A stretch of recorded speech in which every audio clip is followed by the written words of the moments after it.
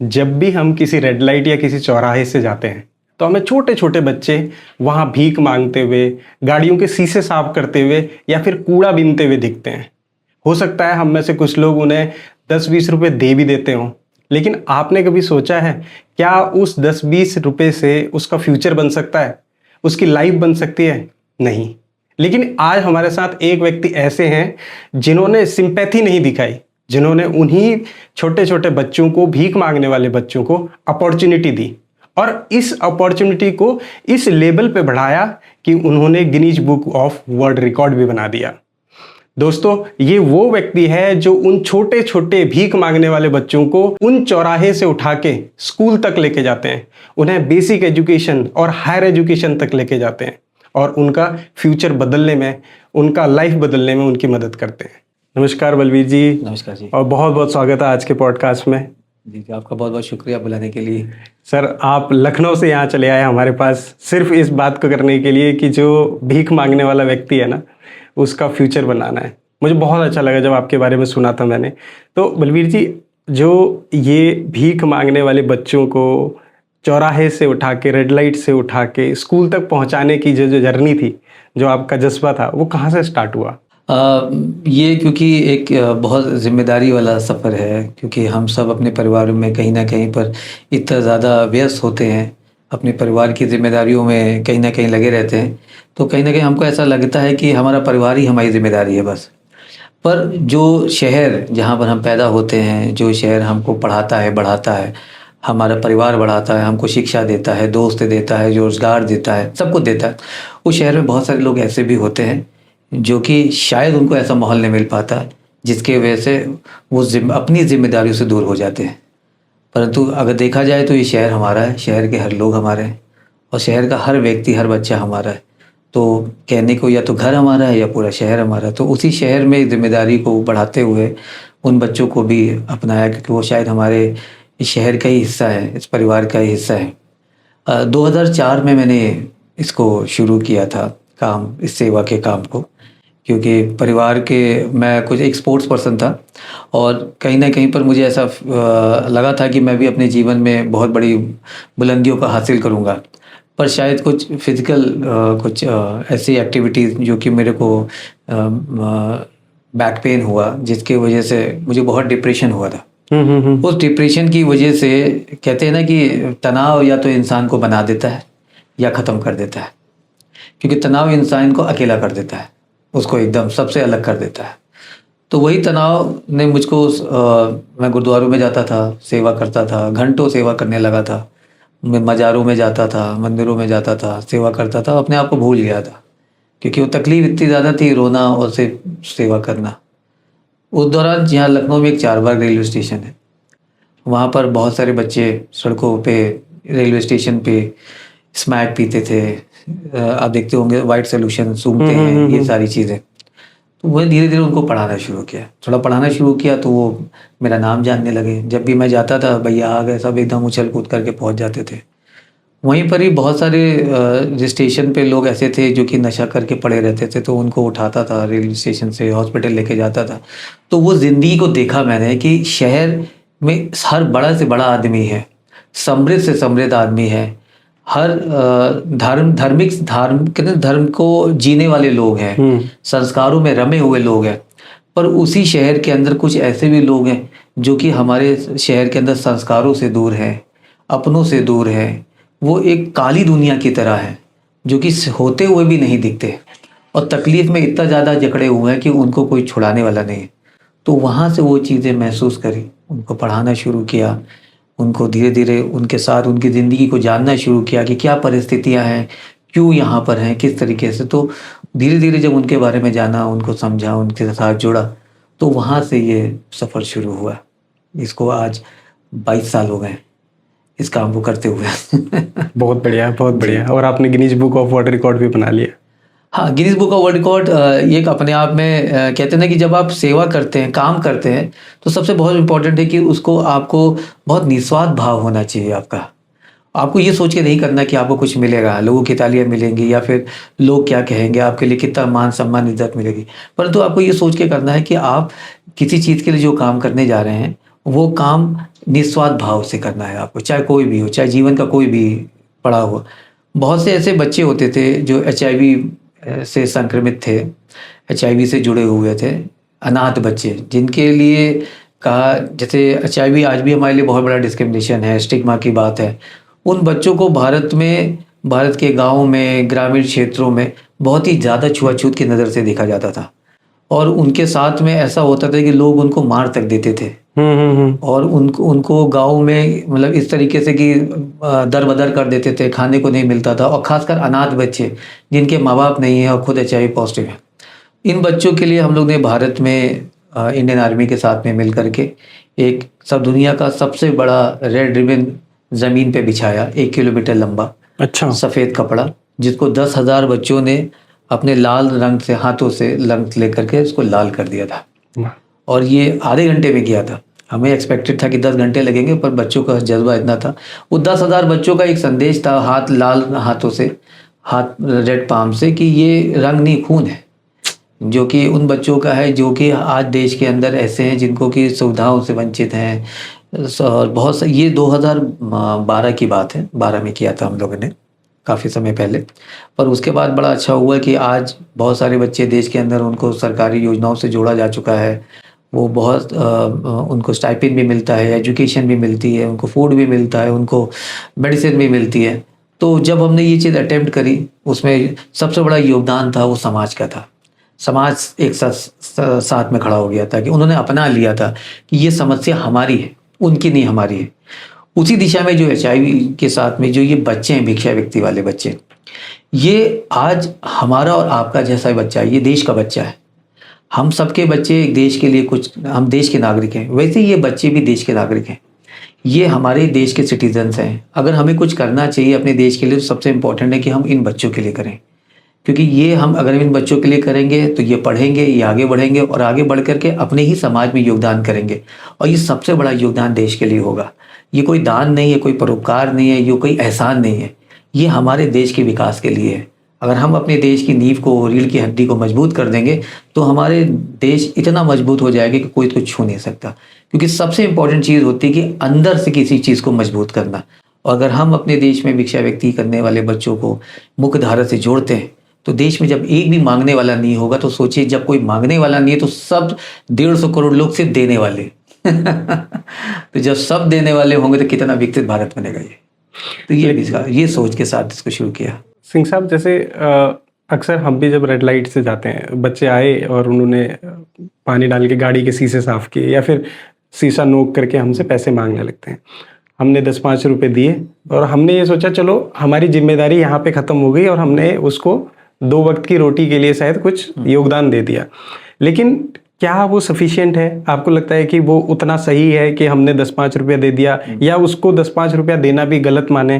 क्या आपको क्या लगता है कि क्या है वो? देखिए, इसमें सबसे इम्पोर्टेंट ये कि हमने बहुत सारे लोगों को ये कहते हुए सुना है, आपने भी सुना होगा, कि लोग पैसा देते हैं, कहते हैं कि हमने तो अपनी जिम्मेदारी निभाई, हमने अपना परोपकार कर दिया, हमने अपना पुण्य कर दिया, हमने ईश्वर के प्रति अपनी जिम्मेदारी निभा दी। अब वो जाने, समाज जाने, उससे मतलब है।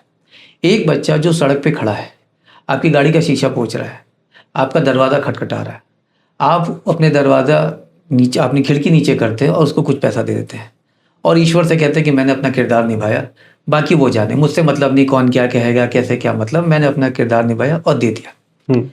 यहाँ कुछ परिस्थितियाँ निकल के आती हैं। जब आपने उस बच्चे को पैसा दिया, आप गाड़ी ड्राइव करके अब घर आ गए, मैं उसको थोड़ा और आगे लेके चलता हूँ। आपने उसको पैसा दिया, आपने भगवान से अपनी प्रार्थना करी, और आप चले आए, आपने दिन भर का काम खत्म किया, अब आप घर पहुँचे, नहाया धोया, आपने जो भी किया, रिलैक्स हुए, घर में बैठे। अब आपका बच्चा आपके पास आता है, पापा मुझे 10 रुपये दे दो, मेरे दोस्त के साथ जाना है, आप देंगे? आपका बच्चा जब 10 रुपये मांग रहा है, तब आपके सामने संस्कार, परोपकार, आने वाला भविष्य, अपना भविष्य, उसका भविष्य सब सामने आ जाता है। अब सड़क पे जब किसी और का बच्चा आपसे पैसा मांग रहा है, तब आपके सामने परोपकार, संस्कार आपके ऊपर हावी हो जाते हैं। दूसरे का बच्चा, दूसरे का, खुद का बच्चा, आपकी बुजुर्ग, आपकी आने वाले समय की लाठी। तो ये मानसिकता को समझना पड़ेगा। बच्चा तो बच्चा ही है ना। आप उसके हाथ में अपने बच्चे को पैसा नहीं दे रहे हैं, दूसरे के बच्चे को 10 रुपये थमा रहे हैं, तो वो आगे चल के उस पैसे का क्या करेगा? उस पैसे से शायद वो नशा कर सकता है, गलत काम कर सकता है। तो उससे उसने कोई पुण्य नहीं कमाया, उसने उससे पाप कमाया, वो पाप का भागीदार बना। जब आपने उसको पैसा दिया तो आपको कोई पुण्य नहीं मिलने वाला, आप पाप के ही भागीदार बनने वाले हैं। जितना देना है शौक से दीजिए, पर आपको कोई परोपकार का कुछ नहीं मिलेगा, पुण्य नहीं मिलेगा, पाप ही मिलेगा। क्यों? क्योंकि आपने उसका हाथ नहीं थामा। हो सकता है वो बच्चा आपका जो खिड़की का दरवाज़ा खटखटा रहा हो, आपके पैंट को खींच रहा हो, आपको कुछ बोल रहा हो, वो शायद उसके हाथ मांगने की परिस्थिति में नहीं हो सकता वो आपके उसके हाथ थामने की परिस्थिति में हो, कि वो आपसे कह रहा हो क्या मेरा हाथ थामोगे?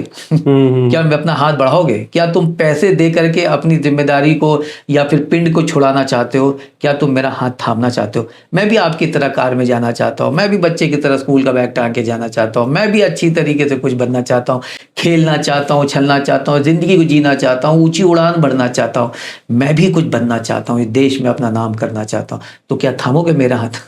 शायद वो बच्चा ये कह रहा होता है। तो वो पर मानसिकता है कि हम अब कैसी मानसिकता से जी रहे हैं। अगर शायद हम उसका हाथ थाम लेंगे तो सोचिए उसकी पूरी आने वाली पीढ़ियां बदल जाएंगी, और अगर हम उसको कुछ पैसा दे देंगे तो शायद सोचिए उसकी पूरी आने वाली पीढ़ियां बर्बाद हो जाएंगी। तो क्या हम वो पैसा उसको बर्बाद करने के लिए दे रहे हैं? और सबसे कीमती चीज़ होती है इसको समझने के लिए कि आज के ज़माने में सबसे कीमती जो चीज़ है वो पैसा नहीं है, वो समय है। समय मत दीजिए पैसा, क्या थोड़ा समय दे सकते हैं? और समय के लिए ये इस बात के लिए हर धर्म में कहा गया है। हमारे यहाँ पर अगर आप जाएंगे सिखों में दसवंत कहा गया है, मुस्लिम्स में ज़कात कहा गया है, क्रिश्चियंस में डोनेशंस कहा गया है। वैसे हर धर्म में कुछ ना कुछ कहा गया है। 10वां हिस्सा, ये 10वां हिस्सा बहुत आसानी से लोग इसको पैसे से जोड़ देते हैं कि आप अपनी कमाई का 10वां हिस्सा दीजिए। नहीं, ये नहीं है ऐसा। आपकी सबसे कीमती चीज उसका 10वां हिस्सा मांगा जा रहा है, वो है समय। क्या आप अपनी जिंदगी का जो 10वां हिस्सा जो आपने पूरे महीने कमाया है, क्या अपनी खुशी का 10वां हिस्सा दे सकते हैं आप? अपने समय का 10वां हिस्सा दे सकते हैं आप?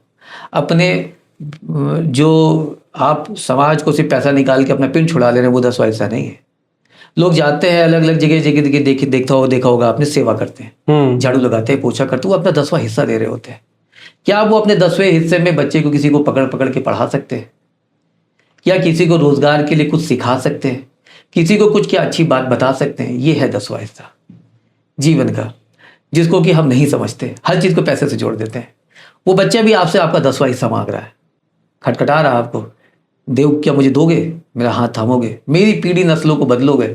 और अगर बदल जाएंगी तो मैं तुम्हारे ही शहर में, तो अपने ही देश में अपना योगदान दूंगा। तो वो नज़रिए के साथ में जब हम इस समाज को देखेंगे तो शायद आने वाले समय में, मैंने कहा ना, भारत एक कीर्तिमान देगा देश को, एक उदाहरण देगा देश को।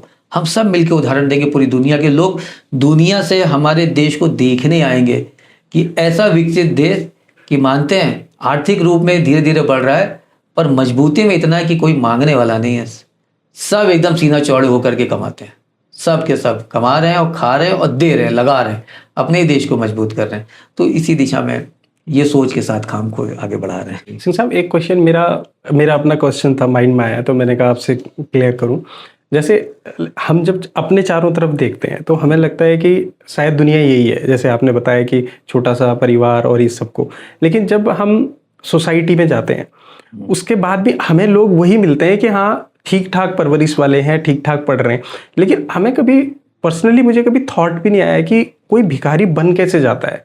तो आपने बड़े करीब से इन चीज़ों को देखा हुआ है, क्या कंडीशंस होती हैं इनकी जब ये मतलब भीख मांगने पे आतुर हो जाते हैं, या फिर छोटे छोटे बच्चे रोडों पे निकल आते हैं, मतलब क्या कंडीशंस होती हैं इनकी? देखिए, जब हम लोग ने इस पर रिसर्च किया, काफ़ी काम किया, तो ये पता चला कि ये नट समुदाय के लोग हैं। नट। अच्छा। भारत में जब आज़ादी नहीं थी हमारे पास में, जब जमींदारी सिस्टम बहुत ज़्यादा हावी हो गई थी, टैक्सिज्म अंग्रेजों ने लगा दिया था, तो बहुत सारे ऐसे लोग थे देश के अंदर जिनके पास अपनी ज़मीनें भी नहीं थी, खेती बाड़ी भी नहीं थी। वो खड़े होकर के जो गोदाम थे वहाँ पर लाइन लगा के मांगने जाते थे, उनको वहाँ पर अनाज मिल जाए, कुछ मिल जाए, साहूकारों के घर चले जाते थे, मांगते थे। तो ये मांग के मंगता समाज कहा गया इनको। अच्छा। जब देश आज़ाद हुआ, देश आज़ादी से पहले धीरे धीरे ये फैल गया, ये नट समुदाय। उत्तर प्रदेश, मध्य प्रदेश, पंजाब, चंडीगढ़, हरियाणा, उड़ीसा, बंगाल, झारखंड, महाराष्ट्र आपको यहाँ ज़्यादा नट समुदाय के लोग दिखेंगे और ये स्कैटर्ड लोग दिखेंगे। राजस्थान के लोग ज़्यादा दिखेंगे आपको, यूपी के भी लोग दिखेंगे आपको, पंजाब के भी लोग दिखेंगे आपको। अलग अलग जगह कैटेगराइज हो गए हैं। ये नट समुदाय है। इनको विरासत में ही रोजगार नहीं मिला, इनको विरासत में भीख मांगना मिला। इनकी पीढ़ी दर मांगते चली आ रही है। काम करने में वो देखा होगा आपको, ये कर्तव्य दिखाते हैं, नाचते हैं, गाते हैं। और आप देखते होंगे वो बच्चे हैं कुछ कर्तव्य दिखा रहे हैं सड़कों पे। आपने खुद ही बताया है, सफाई कर रहे हैं। पहले तो गाड़ियाँ थी नहीं तो शीशा साफ नहीं करते थे, पहले कर्तव्य ज़्यादा दिखाते थे। आपने देखा होगा अपने भी बचपन में कि भाई वो रस्सी लगा दी कर्तव्य की और डुगरू बजा रहे हैं, ये सारी चीज़ें कर रहे हैं। तो ये जो मांगने वाला जो समाज है, ये मंगता समाज, नट समुदाय, ये कहीं ना कहीं एक दूसरे से जुड़ा हुआ है भारत में। और ये कहीं ना कहीं पर भिक्षा व्यक्ति ही इनका एक तरीके से मूल व्यवसाय रहा है कि मांग के ही खाना है, क्योंकि कभी इनको मुख्य धारा से जोड़ा ही नहीं गया।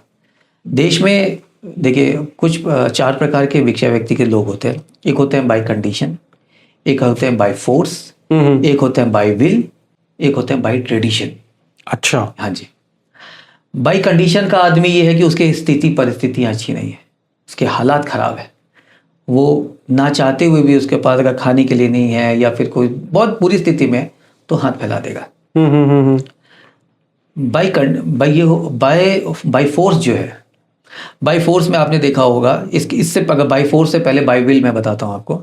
बाय विल ये समाज के लोग जो अपनी मर्जी से मांगते हैं, क्योंकि इनको शुरुआत से ही इनके परदादा दादा बाबा सब ने वही मांगते थे। मामा ही मांगते थे, दीदी भी मांगती थी, मम्मी भी मांगती थी, दादी भी मांगती, सब मांगती। तो उनको विरासत में मिला है मांगना। अब आता है बाय फोर्स। बाय फोर्स में बहुत सारी चीजें हैं। हम लोगों ने बहुत सुना होगा गैंग माफिया और ये सब, हाथ तोड़ देना, ये बहुत पुराने पिक्चरों में देखते थे। अब हमारे देश में अगर आप झांकेंगे इसमें तो आपको ऐसा ऑर्गेनाइज एक फोर्स क्राइम नहीं दिखेगा, बिल्कुल नहीं दिखेगा। क्योंकि अब सरकारें इतनी सख्त हैं, हर चीज़ सोशल मीडिया पे अवेलेबल है, सारी चीज़ें, तो आपको ये चीज़ें नहीं दिखेंगी। पर बाय फोर्स आता है परिवार के माध्यम से। अगर दादी जा रही हैं, मम्मी जा रही हैं, तो बच्चे का हाथ पकड़ के लेके जा रही है। हाँ। चलो वहाँ सड़क पे चलो, वहाँ पर 2-3 दिन मेरे साथ रहना। वो वहाँ सिखा रहे हैं उसको। बच्चा थोड़ा ना मांगना चाह रहा है, बच्चे से तो वही करेगा ना जो उसके माँ बाप कहेंगे, उसके समुदाय के लोग कहेंगे, कुंबे के लोग कहेंगे। अब इसमें बहुत एक छोटी चीज़ और आपने देखी होगी कि हमारे और आपके घर के बच्चे अगर छोटे हैं, गोदी में लिए, अगर आप चाहे ट्रेन में जा रहे हो, फ्लाइट में जा रहे हो, बाजार में जा रहे हो, कार में जा रहे हो, मोटरसाइकिल में जा रहे हो, तो रो रो के जीना हराम कर देंगे। एकदम इतना बवाल काट देंगे कि आदमी पत्नी या उनके माता या पिता गोदी में ही टहलाते रहेंगे।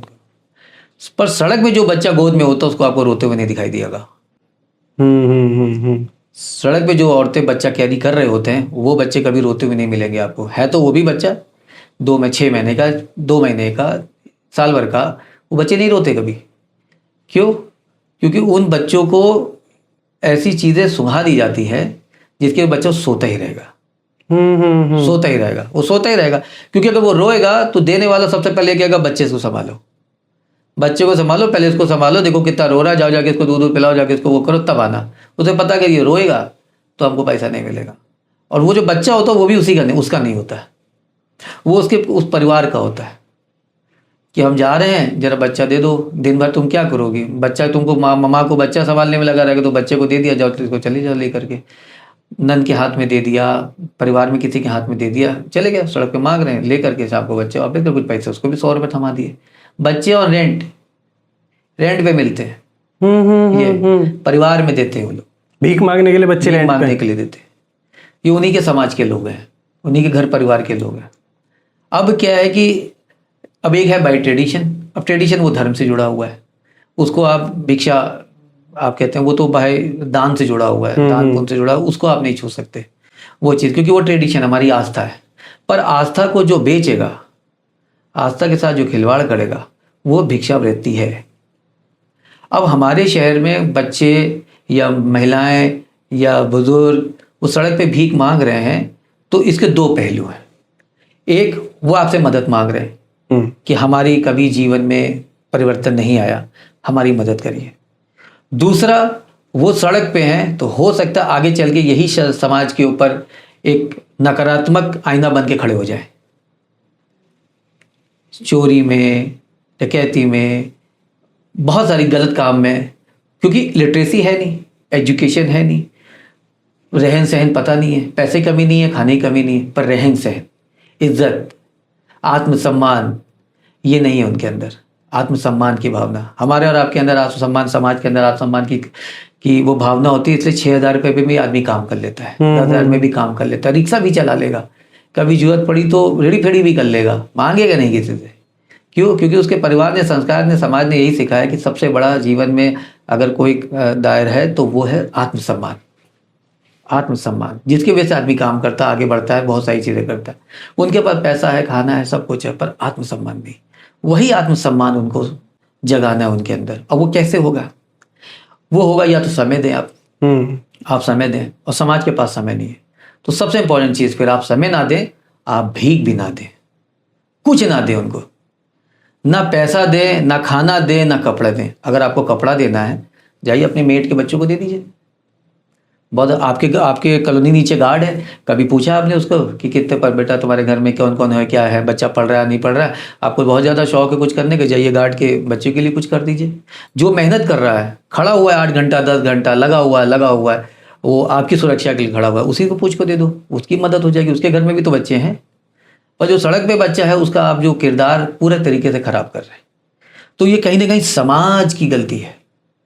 समाज ने मुंह मोड़ रखा है, इसकी वजह से ये काली फसल पलप रही है, जो कि फलदार बन सकता है पेड़, अगर उसको आपने समय दे दिया। पर समय किसी के पास नहीं है, तो सबसे बढ़िया भीख ना दीजिए।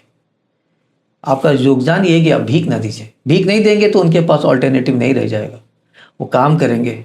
और अगर जब काम करने के लिए आएंगे, आपकी बात को तभी सुनेंगे ना जब उनका प्रोफेशन क्लोज हो चुका होगा, तब नई आवाम की तरफ जाएंगे, नई चीज़ों को सुनेंगे। परंतु ऐसा, वही बात है, जिनके पास समय है वो समय देंगे, उनके पास जाएंगे, उनके हालात को बदलने के लिए, अपना परिवर्तन के लिए पूरे उनके साथ जूझ जाएंगे, तो कुछ बाहर निकल के जरूर आएंगे, और आए भी हैं। पर ज़्यादातर, क्योंकि उनको पता है कि मैं इस चौराहे पे नहीं तो अगले चौराहे पे चला जाऊंगा, देने वाले तो बहुत लोग बैठे हुए हैं। कोई दीदी आएंगी, गाड़ी नीचे करेंगी, 100 की पत्ती देंगी। उस 100 की पत्ती ना आपके जीवन के लिए काला अध्याय लिख देगी, आपके लिए बहुत बड़ा अभिशाप की तरह हो जाएगा। क्योंकि आपने शोबाजी में दिया, आपने सिंपैथी में दिया, आपने भावनात्मक रूप से दिया, आपने भगवान के लिए दिया, परंतु वो जो पैसा आपके परिवार के लिए बहुत बड़ा काला अध्याय बन के आएगा, क्योंकि आपने सामने वाले की नस्ल खराब कर दी। तो इसीलिए कहते हैं कि जब हम कुछ चीज़ करें तो उसको ज़रूर सोच समझ के करें। तो यही चीज़ है कि भिक्षा व्यक्ति करने वाले जो बच्चे हैं, जो परिवार हैं, एक तो परिस्थितियों की वजह से हैं, उनकी गलती नहीं है, क्योंकि उनको आज़ादी से क्या, यहाँ से 200-300 सालों से वो इसी काम में है, तो पूरी नस्ल को बदलने के लिए समय लगता है।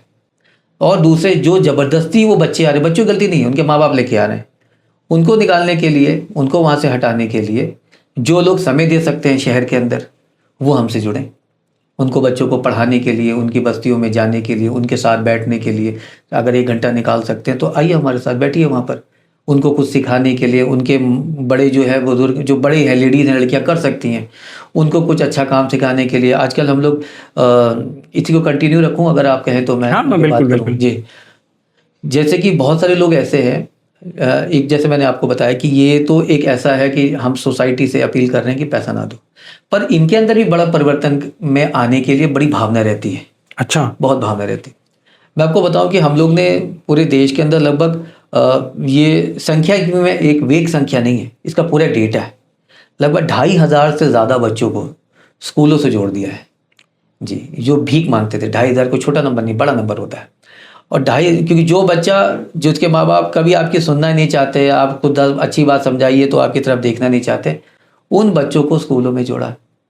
उसके बाद लगभग हम लोग ने 1200 से ज़्यादा, वो नंबर 1258 ऐसे कुछ होगा, पर मैं आपको एक ओवरऑल राउंड फिगर में बता रहा हूँ।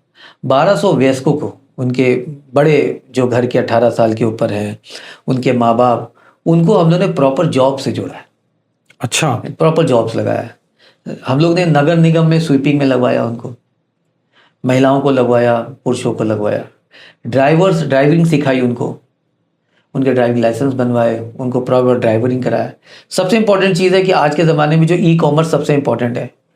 सोचिए, वही जो आदमी सड़क पे भीख मांगता था, आज उसी सड़क के इर्द गिर्द लोगों को जोमेटो पे खाना पहुंचा रहा है। बड़ी अच्छी चीज़ है, मतलब वो ई कॉमर्स से जुड़ गए, जोमेटो से, ओला से, उबर से। जो आदमी को खुद भी अपनी मंजिल नहीं पता थी, वो आज बाइक लेकर दूसरों को उसकी मंजिल तक पहुंचा रहा है। वहाँ से ओला ड्राइवर्स, जोमेटो, वो होता है ना वो दूसरा एक आजकल अलग अलग प्रकार के बहुत सारे ऐप चल रहे हैं कि आप बुक करिए पहुंच जाते हैं, सबके नाम नहीं पता मुझे, सॉरी। तो वो वेरी कीन, क्योंकि उनको सबसे बड़ी चीज़ जानते कि उनको सबसे बड़ी चीज़ मिली तारीफ। सोसाइटी जो कहीं देखना पसंद नहीं करती थी, आज उनके साथ बैठ के चाय पीने पसंद करती है। इसका बहुत बड़ा क्रेडिट जो है वो जाता है हमारे आनंदीबेन पटेल जी, जो कि यूपी की गवर्नर हैं। क्योंकि हम लोग पूरे भारत में काम कर रहे हैं, पर शुरुआत लखनऊ से की थी। उन्होंने क्या किया कि अपना जो जन भवन, तो जन भवन हो गया, पर लखनऊ में तो अभी लोक भवन, इसको जन भवन कहते हैं, सब जगह लोक भवन है, पर लखनऊ में जन भवन है। राजभवन पहले नाम था। उन्होंने अपने दरवाजे खोले। मुझे ये चीज़ महसूस हुई, नॉट एज अ पॉलिटिक्स, इंसान महसूस हुआ कि हर आदमी के अंदर कहीं ना कहीं भाव है। परमात्मा कभी ना कभी किसी के अंदर ऐसे भाव जगा देता है जो कि शायद ऐसा किरदार निभाता है कि सामने वाले की पूरी पूरी कहते हैं ना नस्लें बदल जाती है।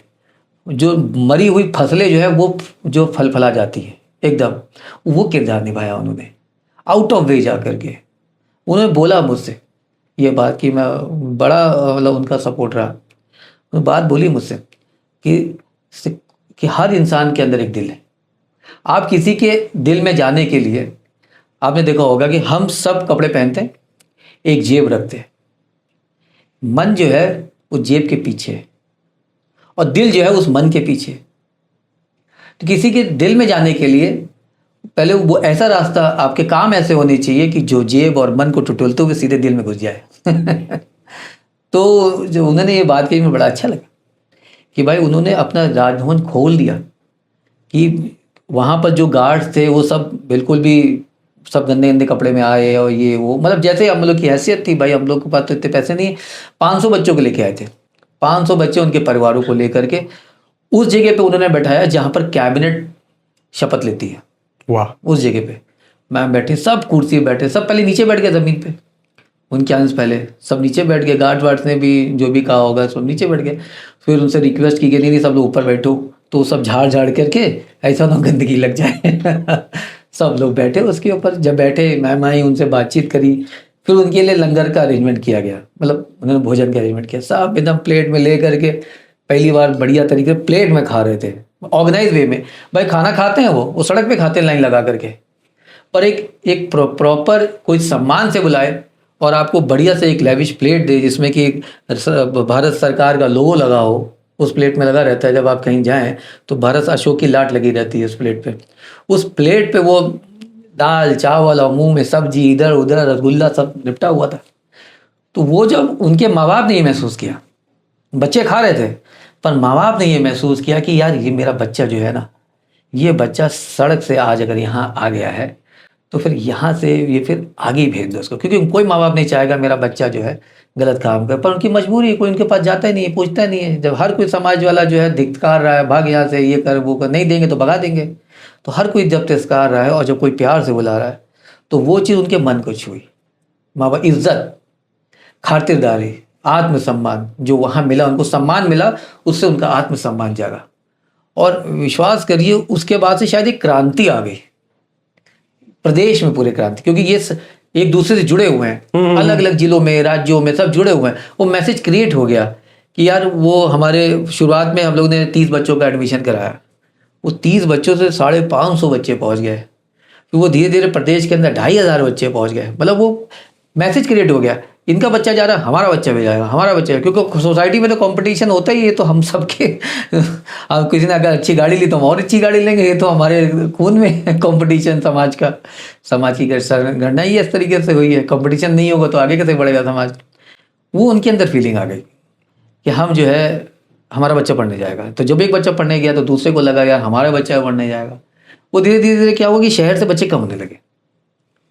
मैं मानता हूँ कि शहर में बच्चे आज भी भिक्षा व्यक्ति में हैं, जिन तक अभी हम नहीं पहुँच पाए, पर जिन तक हम पहुँच गए उनका रहन सहन, रहना, बात करना सब बदल गया है। वो देख रहे हैं कि आप देख रहे हैं कि आने वाले समय में ये इस देश में बहुत बड़ा योग कंट्रीब्यूट करेंगे। मैं कहता हूँ भले फल का ठेला लगाएं, पर वो फल जो होगा उसकी इकॉनमी में मदद करेगा वो। एक इज्जतदार परिवार की तरह जिएगा, वो अपने परिवार को कठिनाई से आगे लेके बढ़ेगा, बहुत मांग के नहीं बढ़ेगा। बहुत बढ़िया। तो उनके परिवार के लोग काम करने लगे। आज लड़कियां हैं, वो ब्यूटी वेलनेस का हम लोग ने उनको इंडस्ट्री में जोड़ा, क्योंकि महिलाएं जो है ना, वो लड़कियां जो होती है वो इतनी आप बोल्ड तो होती है पर शाय बहुत होती हैं। वो अपनी ही समाज में बोल्ड होंगी, सामने वाले के प्रति शाय हो जाएंगी। तो उनको ब्यूटी एंड वेलनेस से सिखाया। जैसे आप देखिए ना, गांव देहात में भी चाहे बड़े से बड़ा सोसाइटी हो, चाहे गांव देहात का छोटा सा कस्बा हो, औरतें श्रृंगार जरूर करेंगी। वो थ्रेडिंग कराना और ये जो भी एक्सपायरेट करती हैं, उनका कोर्स कराया हम लोग ने। जैसे और बहुत सारी ऑर्गेनाइजेशन से मिलके, सिडबी से मिले और भी लोग से मिले, सबने सपोर्ट किया। यूपी गवर्नमेंट ने बड़ा सपोर्ट किया। मतलब मैं ये कहूँगा आपसे नॉन पॉलिटिकली कि अच्छा काम होता तो हर सरकार आगे आती काम करने में, मदद करने में। और सरकारों ने बहुत मदद करी कि भाई, क्योंकि समाज का सबसे अंतिम पंक्ति का व्यक्ति आगे बढ़ रहा है तो उन्होंने मदद करी। तो ब्यूटिशियन एंड वेलनेस का उनको जब कोर्स कराया, ब्यूटी पार्लर का, तो लड़कियां आज प्रॉपर वही जो सड़कों पे हाथ फैलाती थी, आज शहरों का फेशियल करती हैं ये। और अभी 26 जनवरी की परेड जब दिल्ली की हुई तो उसमें 4 लोग गेस्ट की तरह बुलाए गए। सोचिए, जो जिनके पैरों में चप्पल नहीं थी, जो सड़क पे दौड़ते थे, वो जूते पहन के हवाई जहाज का सफ़र करके दिल्ली गए पहली बार। पूरे समाज में इनकी बड़ी तारीफ हुई कि भाई हमारे समाज के लोग, हमारे सड़क के लोग जहाज से दिल्ली गए। और जहाँ पर प्रधानमंत्री जी भाषण देते हैं वहाँ पर VIP बनाया गया था, तो वहाँ पर बैठ के उन्होंने परेड देखा। तो वो एक गर्व का पल था हमारा। मुझे ये बड़ा अच्छा लगता है, भले मैंने नहीं देखा, मुझे कोई फ़र्क नहीं पड़ता, पर आपकी सोच नहीं देखा, आपने जो विजन किया उसने देखा। वो जो आज जो धीरे धीरे फल, जो पेड़ जो बढ़ रहा है, वो ऐसे फल बनेंगे जिसके बीज से न जाने कितने जो है फलदार पेड़ बन जाएंगे। और आपको और एक चीज़ बताओ कि ये जो बच्चे जो स्कूल गए, देश का पहला इन्होंने स्माइल बैंड बनाया। बैंड, सोचिए, बैंड प्रॉपर, जो आपने देखा होगा जो परेड में बैंड चलता है, बड़े बड़े स्कूलों का बैंड चलता है, बढ़िया बढ़िया ड्रेस पहन के बच्चे चलते हैं एकदम, जिनकी हज़ारों रुपए की फीस होती है। स्कूल भी जो है वो पेरेंट को भी नहीं घुसने देते हैं, अंदर बाहर ही रहो, एयर कंडीशन में पढ़ते हैं, वो बच्चे परेड में चलते हैं। उन बच्चों के साथ में पहली बार हम लोगों ने पुलिस के माध्यम से उनको ट्रेन करके उनको देश में पहली बार बैंड में शामिल कराया 26 जनवरी परेड में। सोचिए, परेड में भीख मांगने वाला बच्चा कभी परेड भी नहीं देख सकता था, झांकी नहीं देख सकता था, हम लोग भी नहीं देख पाते, इतनी भीड़ होती है, अंदर कहाँ घुस के देख पाए। तो उसको तो जेब कतरा समझ के भगा देते हैं, उसको तो बदबूदार समझ के भगा देते हैं, तो मांगने वाला समझ के भगा देते हैं। और उसकी तो आदत ही मांगेगा, वो उसको तो कहते हैं अरे हट हट, क्या देखेगा। वो बच्चा 26 जनवरी परेड में, गणतंत्र दिवस की परेड में निकला उत्तर प्रदेश की, पूरे कैबिनेट ने, पूरे शहर ने खड़ों की ताली बजाई और तीसरा स्थान प्राप्त किया। तीसरा स्थान। कोशिश यही है कि इस बार 26 जनवरी दिल्ली की परेड में इन बच्चों को शामिल करें कि पूरी दुनिया को पता चले कि मांगने वाला बच्चा जब सड़क पे होता है तो भले ही आपके दरवाज़ा खटखटाता है, पर जब उसको मौका मिलता है तो उसके पैरों के कदम इस तरीके से बजते हैं कि पूरा देश या पूरी दुनिया खड़े उसके लिए ताली बजा सकती है। बहुत बढ़िया। तो ये कीर्तिमान बच्चे को जब मौका मिलता है, तो देखिए हर परिस्थिति के बच्चे होते हैं, और जब बच्चे को मौका मिलेगा, बच्चा तो चौका मारेगा ही मारेगा मौके पर कोई चौका मारता है। और ये बच्चे अगर आज इनको मौका मिला तो वो देश में वो कीर्तिमान स्थापित कर सकते हैं, क्योंकि जब लालटेन में बैठ करके देश का राष्ट्रपति कलाम बन सकता है, तो ये बच्चा भी अगर मौका मिल जाएगा तो ये देश में आगे चल के एक बहुत बड़ा देश का सच्चा नागरिक बन सकता है। बहुत बढ़िया। तो इसी मानसिकता के साथ हम लोग लगे हैं कि पूरे देश को हम भिक्षावृत्ति मुक्त कर सके, हर शहर को, हर राज्य को, हर जिले को, और लोगों में ये एक भावना डाले कि भाई भीख दान नहीं है, भीख दान नहीं है, और आप उसको दान के रूप में दे करके अभिशाप कर रहे हैं, पाप कर रहे हैं। आप भीख को दान के रूप में ना दीजिए, शिक्षा और रोजगार का अवसर दीजिए। बहुत बढ़िया।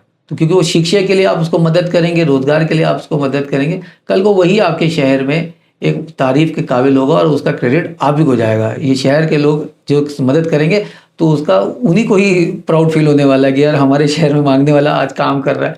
तो अंदर ही अंदर जो सेल्फ सेटिस्फैक्शन होता है, ये असली सेल्फ सेटिस्फैक्शन ही है। सिंह साहब, आपने जो बताया ना, काफ़ी काफ़ी मोटिवेटिव था। मतलब एनर्जी आ जाती है सुन के कि एक अकेला आदमी इतनी सारी चीज़ें कर रहा है, कि एक चौराहे से जो भीख मांगने वाला बच्चा है ना, वो राज्यपाल के पास पहुंच रहा है, नेशनल परेड्स में जा रहा है, गेस्ट की रो में बैठ रहा है।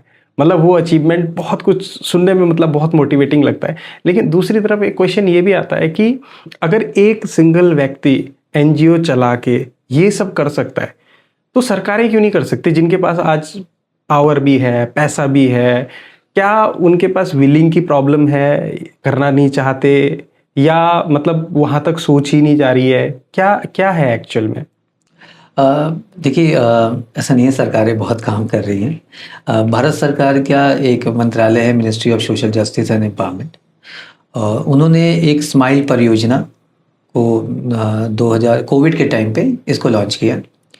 ये पायलट के रूप में पहले इम्प्लीमेंट किया गया भारत के 10 शहरों में, ये देखने के लिए कि भाई जो भिक्षा व्यक्ति से लोग जुड़े हैं, क्या इनका वाकई में पुनर्वास किया जा सकता है कि नहीं किया जा सकता। क्योंकि पहले अगर आप देखें तो पहले बेगर्स होम हुआ करते थे। दिल्ली में क्या हुआ था कि जब कॉमनवेल्थ गेम्स हुए थे, तो जब बहुत सारे खिलाड़ी आए थे, तो बेगर्स होम के नाम पे बहुत सारे लोगों को जेलों में बंद कर दिया गया था।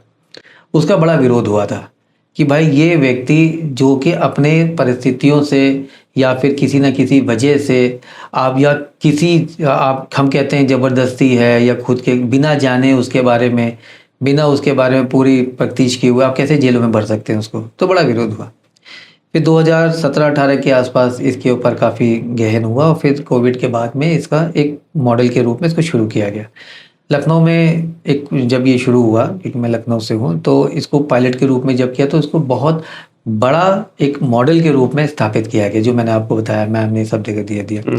अब ये पूरे भारत में शायद 150 से ज़्यादा शहरों में ये परियोजना भारत सरकार के माध्यम से लागू की गई है।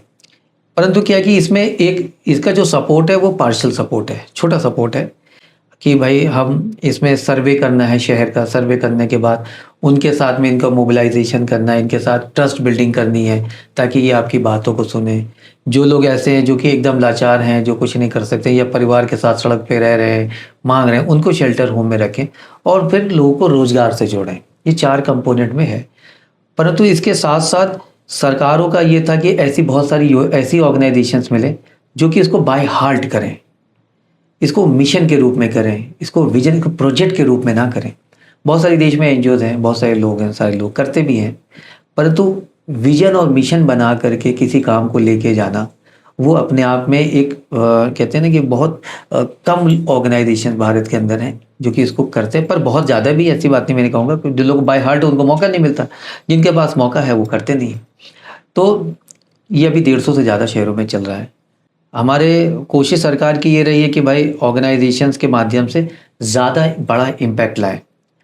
सपोर्ट इसका बहुत पार्शियल सपोर्ट है, पर जब हम लोग ने इस पर काम करने की कोशिश किया तो हम लोगों ने इसको सोसाइटी इंटरवेंशन बना दिया, पब्लिक को जोड़ना शुरू कर दिया कि आइए सब जुड़िए इससे, सबका प्रोग्राम है, सबकी समस्या है, सब लोग को इसमें जोड़ना चाहिए।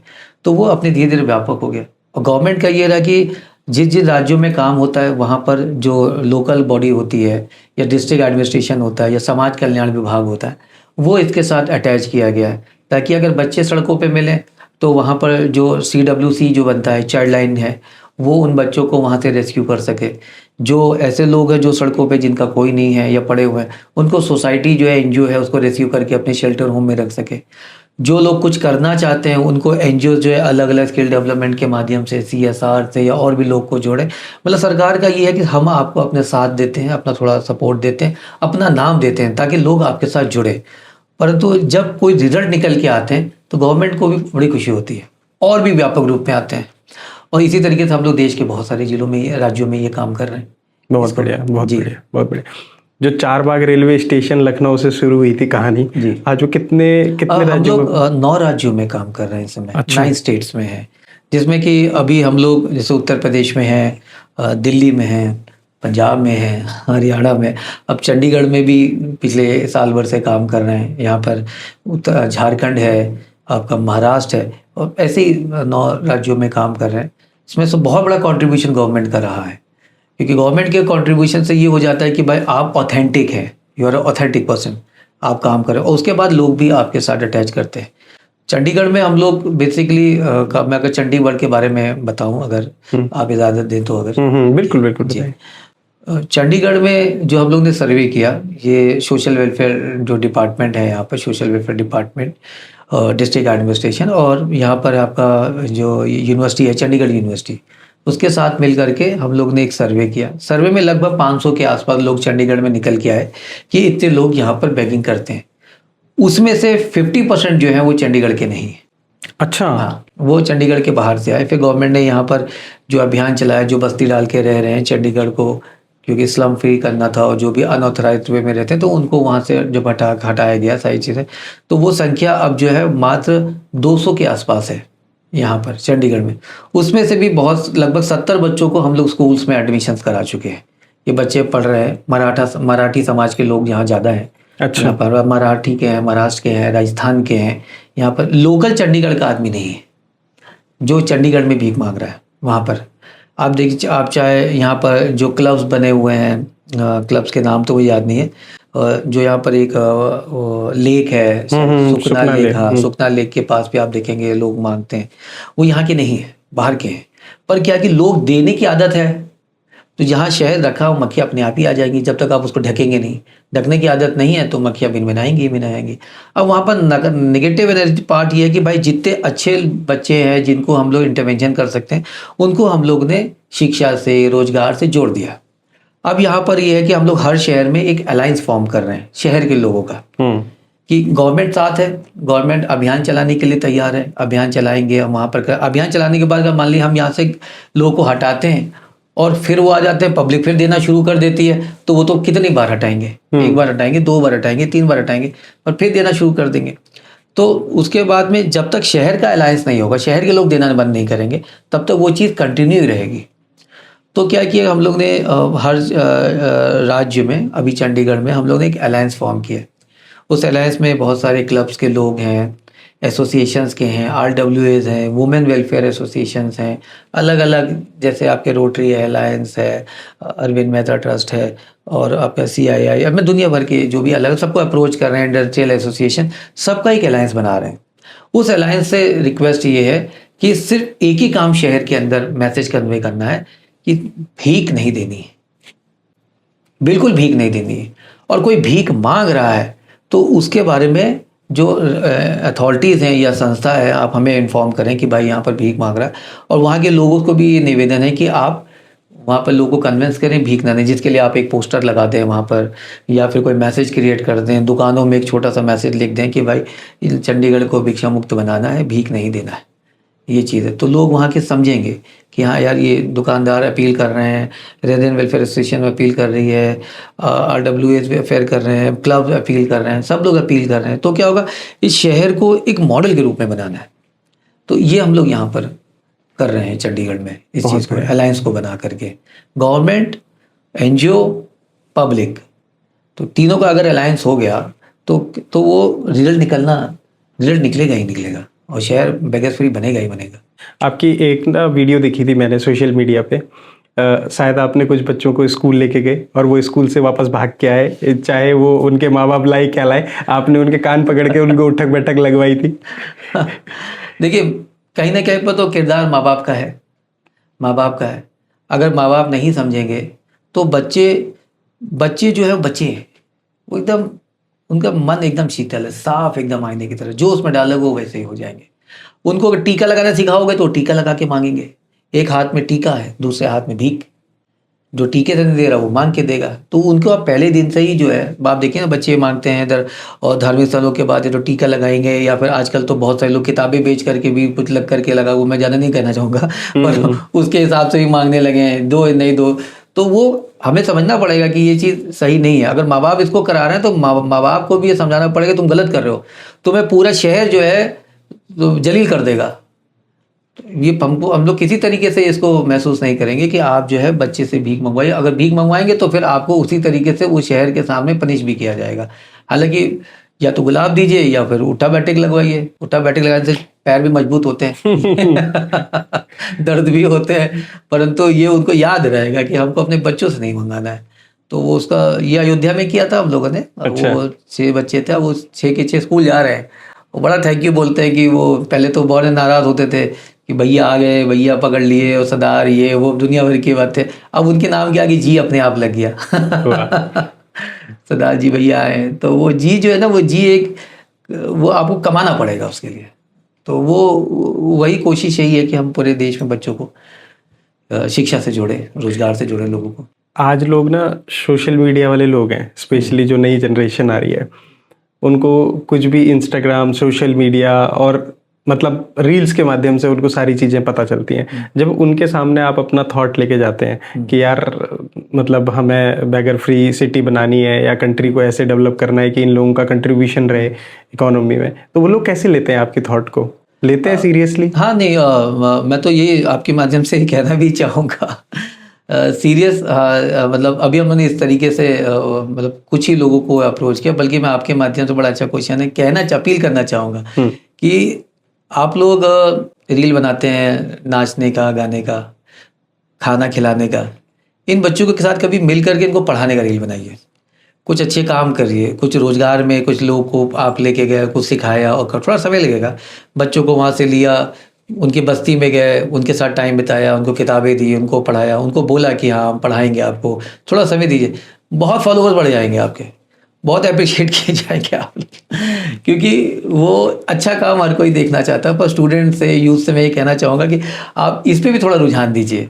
अपने शहर को बेगर फ्री करने के लिए जो समय निकाल के लोगों को, उनको मना करिए आप सड़क पे कि भाई भीख नहीं देना है, लोगों को भीख नहीं देना है, इस तरीके से कोई क्रिएटिव रील्स बनाइए, तो वो मैसेज और लोगों तक जाएगा और अच्छे फॉलोअर्स बढ़ेंगे। मैसेज ही क्रिएट करना, और आप लोग का तो योगदान सबसे इंपॉर्टेंट है कि भाई आप रील बनाएं, आप मीम्स बनाएं, आप जो भी बनाएं, आई डोंट नो क्या क्या होता है सोशल मीडिया में, पर उससे बहुत ज़्यादा प्रचार प्रसार उस संदेश का अपने शहर में लोगों का, उस बच्चे का भविष्य बन जाएगा। खासकर तो ये है कि आपकी एक रील से बहुतों का भविष्य बन जाएगा तो ये मेरा आपके माध्यम से कहना ही है कि ये थोड़ा अच्छा बात है जी।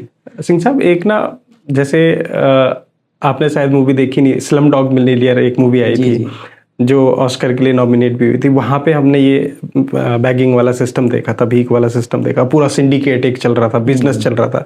क्या आज है वो इंडिया में, या आपको लगता है कि मतलब एग्जिस्ट करता है?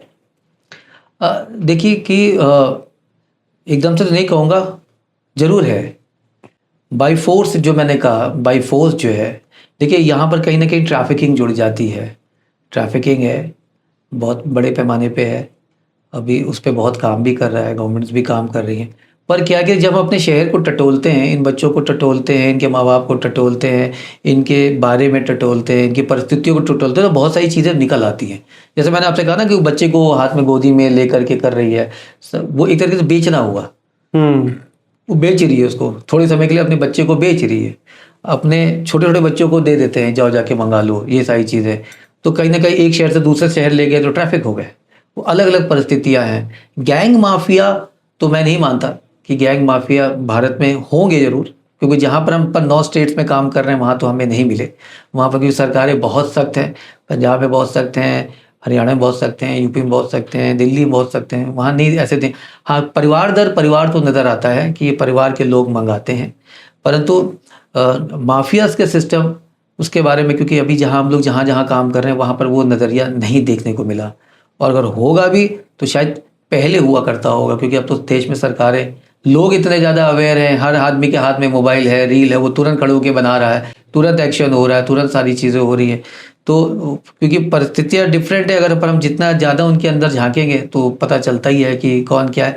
हालांकि एक जगह हम लोग को ऐसा मिला था जहाँ पर कुछ बच्चों को एक आदमी लेकर के आया था, वहाँ पर रख रहा था, 15 बच्चे थे कमरे में, सारी चीज़ें। पर जब हम लोग ने गवर्नमेंट के माध्यम से सारी चीज़ें करी, उसको पकड़ा, सारी चीज़ें किया, तब पता चला कि वो गांव से सारे बच्चों को शहर दिखाने के लिए लाया था, और वो बेगिंग कम्युनिटी का ही था, नट समुदाय का, और वो घर वालों ने अपनी स्वेच्छा से भेजा था कि एक दिन महीना रहेंगे भी तुम्हारे साथ, शहर भी घूम लेंगे, मांग भी लेंगे, पैसा भी कमा लेंगे।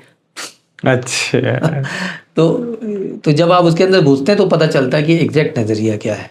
बहुत बढ़िया। ये पर मैं ये कहूँगा कि they are not dogs, they are horses.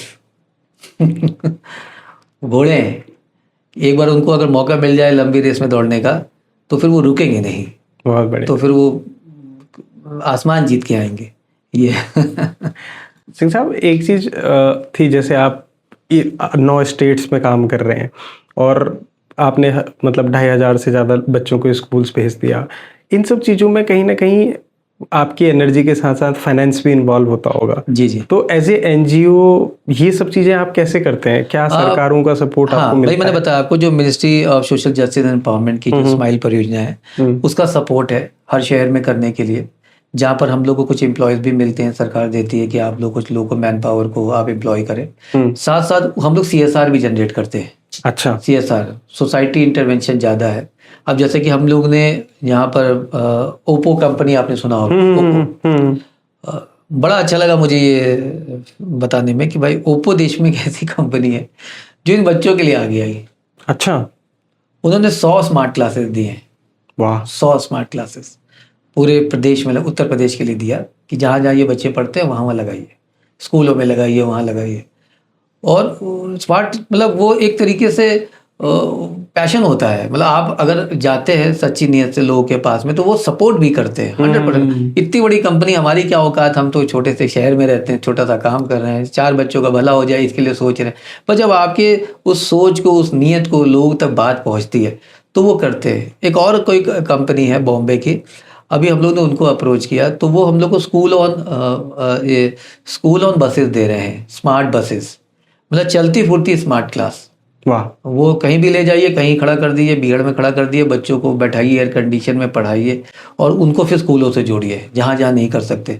तो वो हम लोग झारखंड जैसे एरिया है, वहाँ नक्सल्स बच्चे हैं जिन्होंने छोड़ा, उनके बच्चे, उनको पढ़ा रहे हैं। तो वो बसेस वहाँ के लिए जाएंगी, वहाँ काम करेंगे। तो संसाधनों की कमी नहीं है, कमी बस नियत पे है, भरोसे पे है। जब इंसान, बहुत छोटी सी बात बताऊंगा, ये मुझे बड़ा अच्छा लगता है, जब इंसान पे विश्वास खो देता है तो भगवान पे जाके सोना चढ़ाता है। वाह। अगर वो ही भरोसा आप जीत ले तो संसाधनों की कोई कमी नहीं है, देने वालों की कोई कमी नहीं। बस उसके लिए आपका जो नियत है और ठहराव और समय लगता है इसमें। और उस समय में आप कभी मत सोचिए कि आप आगे जा रहे हैं, आप हमेशा सोचिए कि आप सबसे आखिरी नंबर पे हैं। वाह। आपका एजेंडा, आपके लोग, आपकी तालियां, लोगों की तालियां उनके लिए, उनको उनके लिए ताली बजनी चाहिए। कभी नहीं सोचना चाहिए कि आपके लिए कोई ताली बजाए, आपको कोई कुर्सी दे, आपको कोई माला पहनाए, आपको कोई सम्मान दे, आपको कोई अभिमान दे, आप आपका उससे जो है आपका ईगो बढ़ जाए। कुछ नहीं।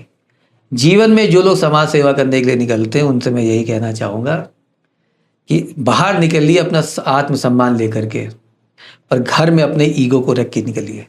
क्योंकि आप जिनके लिए काम करने जा रहे हैं वो आपको भी कोई सम्मान नहीं देंगे। सबसे पहले तो जिनके लिए आप काम करेंगे वही सबसे पहले आपको धुतकारेंगे। तो समाज तो दूर की बात है। परंतु उस जगह अगर आपके ऊपर ये हावी हो गया, अरे कि मैं तो इसके लिए काम करने आया, ये तो मेरे को कुछ नहीं सुना, तो वही आपका ईगो हावी हो गया। आपको आप सम्मान को लेके चलिए, महत्वाकांक्षाओं को घर में रख के चलिए, और तभी आपको जो है ना तालियों से प्यार होगा, ना कुर्सी से प्यार होगा, ना ही किसी मंच से प्यार होगा। आपको प्यार होगा अपने उद्देश्य से, अपने लक्ष्य से। तो यही बेसिकली हम लोग का, मैंने कहना कि देने वाली कमी नहीं है, बस करने का जज्बा होना चाहिए। भाई देखिए, मैं आज आपके साथ बैठा हूँ ना यहाँ पर चंडीगढ़ की बॉर्डर पे। क्यों बैठा हूँ? आपके अंदर भावना, भाई आपने इतना बड़ा मंच दिया हमको, भाई आपसे संपर्क किया, आपने मोहब्बत दी, आज ये पॉडकास्ट आप कर रहे हैं बिना एक निःशुल्क, एकदम बिना एक पैसा लिए। ये भावना होती है, लोगों में भावना होती है। अगर आपकी नीयत है, परमात्मा आपको मिला देते हैं ऐसे लोगों से जो आपके उद्देश्य को और उसकी आवाज़ को, ये उसकी आवाज़, उस मालिक की आवाज़ है। क्योंकि वो मालिक ये चाहते हैं कि भाई हमने जिनको भेजा, शायद उनकी परिस्थिति ऐसी नहीं है जिसकी वजह से वो आगे बढ़ता है, पर उनकी परिस्थितियाँ बदल सकती है।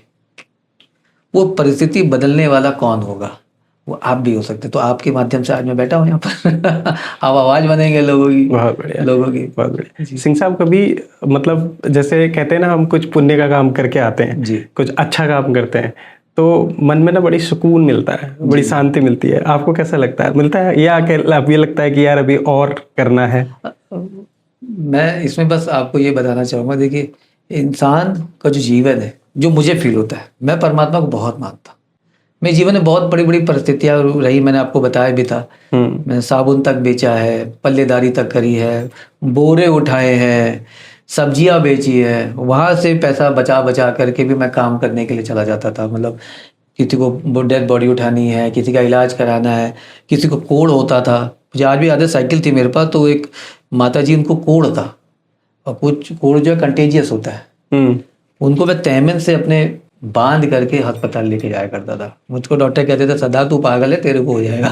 अगर हो जाएगा हो जाएंगे, कोई दिक्कत नहीं, दीजिए।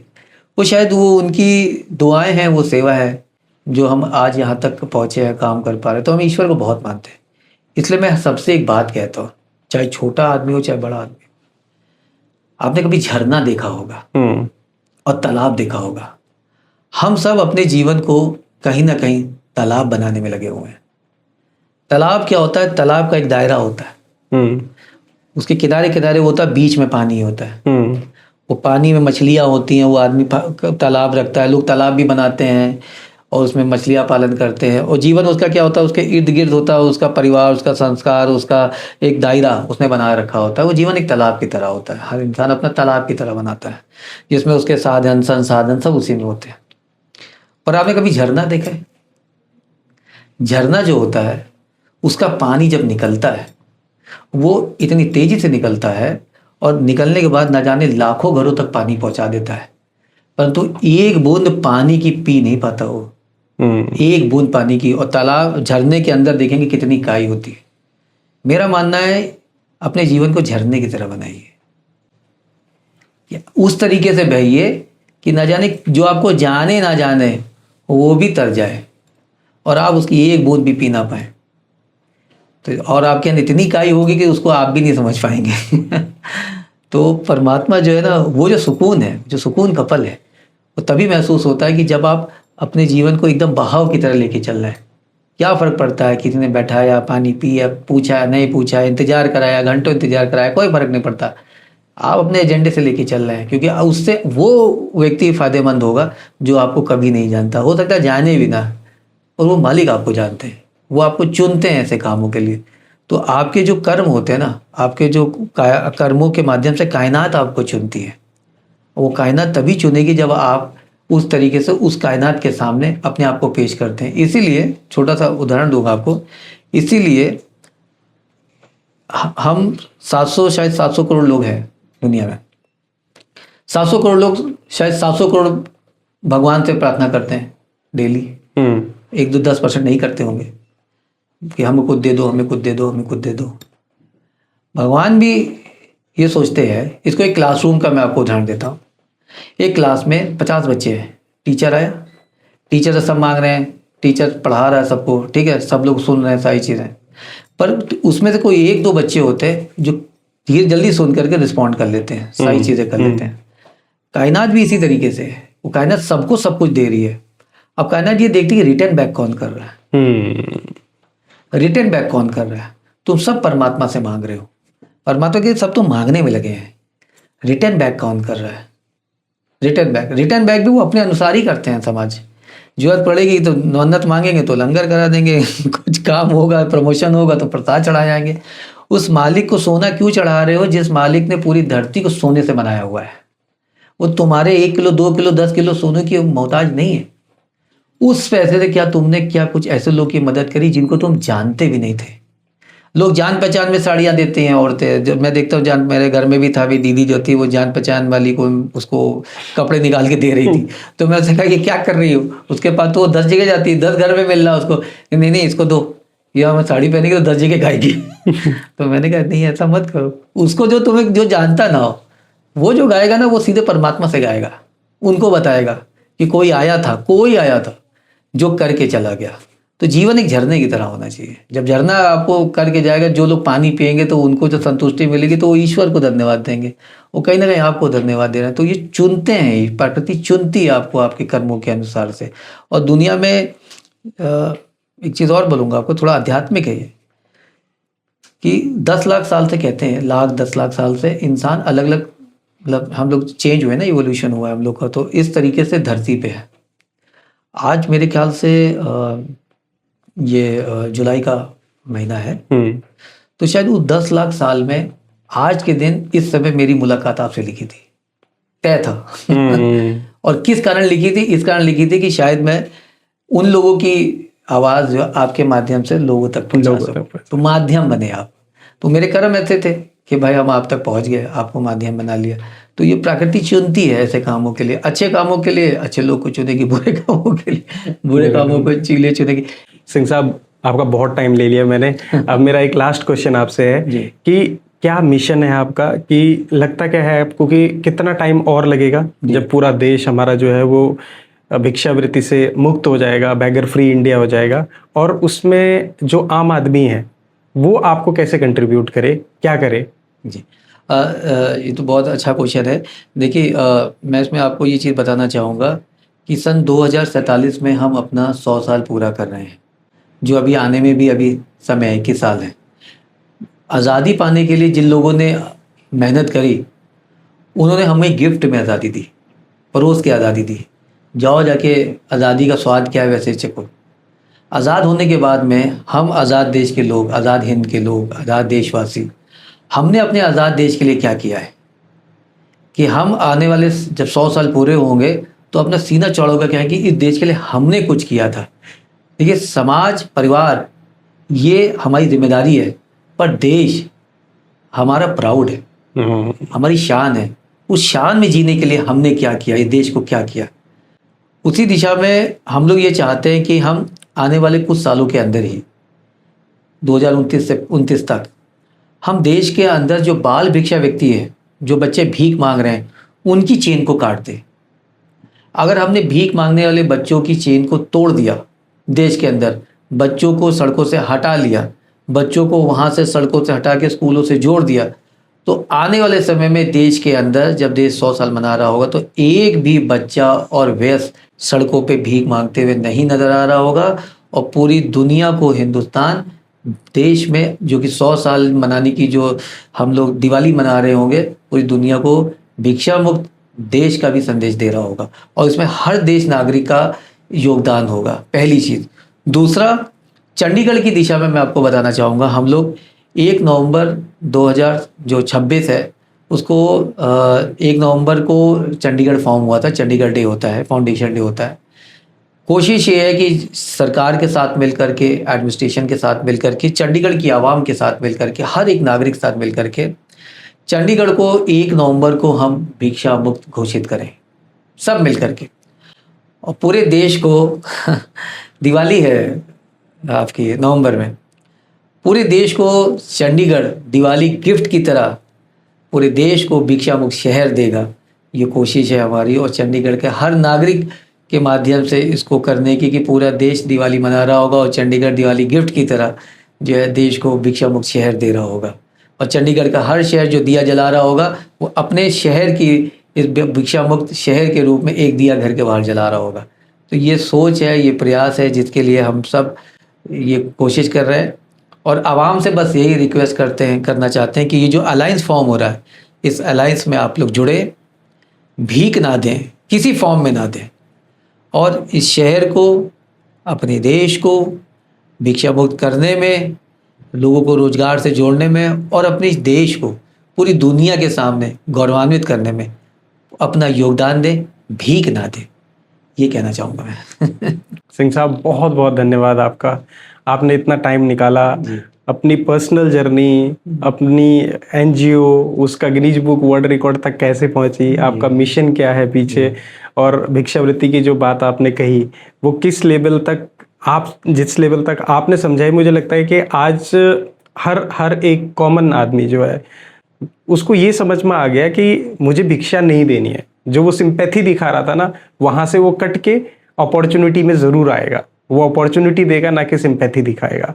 मुझे लगता है कि आपका जो मैसेज था वो हर एक इंसान तक मैं पूरी दिल से पहुंचाने की कोशिश करूंगा।